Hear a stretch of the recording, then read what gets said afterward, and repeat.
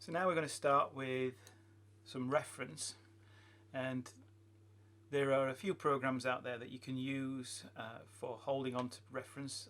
The PureRef program is pretty cool. So this program allows you to drag images in to your folder. So if and then move around inside it, and it always stays on top of your screen. So it's quite useful if you've only got one screen. You can keep it on up above. So I've got the couple of pictures here. I'm just going to drop in. I found these on the internet, and I believe that these were part of some of the Maya training material a long time ago. And I thought it would be quite cool to recreate this kind of ship, but maybe we'll do some modifications as we go along. So this is my inspiration, and this is what it would be like using PureRef. However, when I've been working inside Blender, I've realised that we can actually set the interface up pretty much however we want it. So I'm going to just, if we go to the top corner here and just pull, we actually can pull out a new window. And if we pull that window out and then we don't want this window, we can actually just click and pull, and then you can decide which one would disappear. And if you've done this and you end up like this and you don't actually want to complete that function, just right mouse click and it'll stop that happening. So I'm just going to slide this back. This is going to be my reference window, so we're going to just slide this back. And I'm going to also slide this up, so I've got two windows, which is pretty cool. And I'm going to change these to image editors. And then I'm going to open up from my inspiration folder. So what I've done is I've created an inspiration folder inside the spaceship project, and I'm just going to open up an image in that one, and I'm going to open up an image in this one. So I could have my two images, and I can jump in and out and zoom in and out, and I can slide this back and forward. So this is just a good way of keeping some reference on screen. Okay, so with these two now, with these images here, let's just zoom into that one a little bit more. We can start pulling out the basics for this shape. So we want to use edit mode, and we can start to shape the object. Now, if I remember right, when we model this in Maya, we would start with the first thing would be an extrusion out. So if we go into face mode, and then we just hit the extrude along normal, which is the easiest way. We can just pull this out, and because of the way that we've set the mirror up, we're not, because the clipping is on, we're not getting that inside edge, that inside face that we might have got with Maya. This is something that is pretty useful. So we can then switch to our movement tools in here. So let's just bring these in, and I'm just use the scale tool in Z just to scale these down, and then you can move this one down and this one. So this is giving us an idea of what the front of that now looks like. So this is just sort of bringing us this nose cone shape, and we could actually select that edge and just bring that edge forward as well. So that started to give us the first bit. Now, a couple of things to keep in mind. It's if we want to sort of keep the shape consistent across this edge, you see this is flat, so we would probably want to keep that something like this. We can add a smooth modifier. I'm just going to move it back a little bit as well because it's a little bit pulled out. We could add a smooth modifier to check what that looks like, which we can turn on and off. So let's just add the smooth subdivision surface modifier, and this is just going to show us what's going on. Now I can turn the modifier so that it's just a cage on the result. So when we're in this mode, we can see the cage around. So this is what we're going to be editing editing this, but we could see what's happening underneath. So this will help us to form that shape because it's a very rounded spaceship. So the next one we want to do is we want to just bring out this face. So we'll just pull this face out. There we go. So we're just going to pull that out, and we're going to pull it out again. So we're going to press that again. There we go. And then I'm going to use the edge mode just to bring this down and bring this down. So we're starting to create that wing, as you can see. We just like these two edges, we can pull this out. We're starting to get that general shape.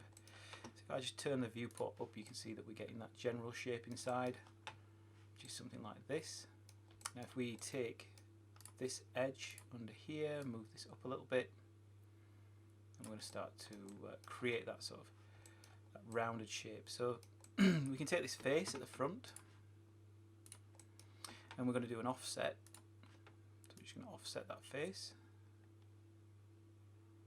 So we'll just pull that in a little bit. I'm just going to press S to scale, just a little bit more control.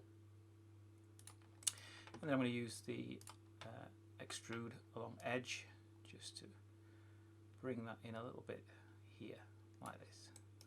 So let's go out of edit mode and let's just see what that looks like, see what we're starting to get. So there you go. So you can see we're starting to get that shape. It's coming together quite well. Probably need to lift these underneath, so let's just do that. So this face underneath, we can lift that up. So we're just going to lift that face up. There we go. And we can probably, looking at this now, we probably do need to bring this out a little bit more. And with the edge mode selected, maybe pull this in a little bit more as well. So that's getting us to where our first bit was, and probably going to be a good idea to create some sort of booster type of thing coming out of the back of there. There's a couple of things I want to do to this as well, which we can do with an add-on, but we might do that at a later point. I want to select the object and just shade smooth, just make it a little bit easier to read, and then go back to edit mode. So let's select this face at the back. Here we go. And let's also select this face. So I'm just going to extrude both of these out, just pulling those out a little bit. And this face I'm actually going to scale in. There we go. And then I'm going to take the edge, the vertex here, and the vertex here, and I'm just going to scale those in Z, just to start to bring that into more of a circular motion, circular shape, I should say. And then we'll select the face, and we will offset that face, and then push that back in, just to create that sort of jet type engine bit at the back. So we've got the intake at the front and the push out the back. We'll take this face and we'll pull this towards the back, and then we will scale that in Z, just to bring that down towards the back. And I'm going to take this edge, just move this edge in. There we go. And then the last bit that I want to do is I just want to create an edge loop across this all the way down the center. So I'm just going to go Control R, and I'm just going to slide that edge loop in. Okay, and then I'm going to take the face here, and I'm going to extrude that out. I just pressed E to extrude because it's coming straight out of that normal. I'm going to take the edge at the front, move this back. Okay, and I'm going to put Control R just to put a loop cut in here. So just put this loop cut in, and I'm just going to pull that face at the back out. There we go. Okay, so that's given us the first sort of look at the sort of body of the spaceship that we're using. A couple of things we could change. We could take this edge, we can move that edge up a little bit more to make it a little bit more, and maybe pull it out a little bit more. Do the same with this edge as well. So just pull this up. So we'd probably look at the front view and try and get this shape to be. So if we wanted to select all the way through the object, we can turn on X-ray mode, and then you can really start to use the manipulator tools to sort of start to really shape how you want this to look.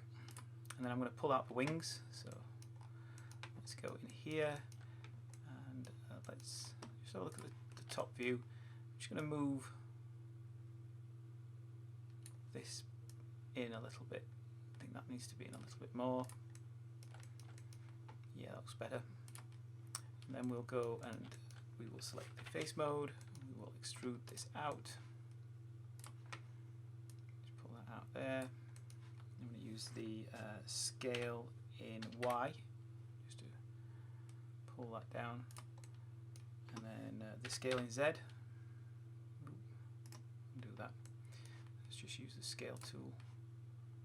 We can just use that a little bit more control and finesse. We just pull that out, and we can probably dip that down as well. There we go. So turn off X-ray mode. We can have a look at our ship as it's starting to look, and we've got a fairly good sort of representation of what went before. Some of these bits now can be edited a little bit more with more refinement, so we can go in and we can select the edges here, and we need the one on the inside to go with it, and just pull this in a little bit tighter. So that's making more of a shape that we had before, and we'll do the same here. Just pull that in a little bit tighter as well, and then we possibly take this one, move this one in. Just looking at that, it's looking pretty good. So we've got our sort of spaceship. We're eyeballing it up. It's not looking too bad. It's got a slight different read at the back, so this probably is more flattened out, but I haven't got any reference of the back, so I'm not going to worry too much about it. So we now what we would want to do is think about what this would look like. So I'm just going to reduce the polygon count, and what I'm going to do is I'm going to apply that subdivision surface. So what that has done is that has actually increased the polygon count for me to give me a much more consistent mesh. So we have got more polys, probably we've got a similar sort of number of polygons, but we could now go in, and if we wanted to make some changes now, the mesh is a little bit harder to actually change, but Blender has some really nice proportional editing tools. So I'm going to select a couple of vertexes here, and let's say we wanted to move this part of the engine up, but if I move this like this, you can see that we're really destroying the shape, and we're losing all the continuity. But if we turn this little button on here, proportional editing, and then go to move, you can see that we end up with this this ring of influence.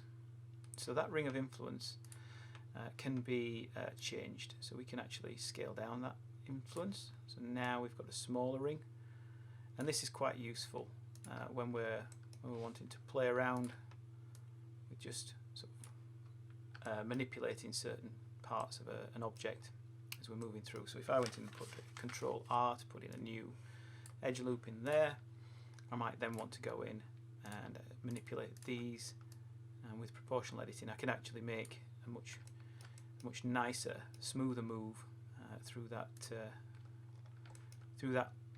cut line that we put in there. So again, do that one there as well, and you can see how that's working.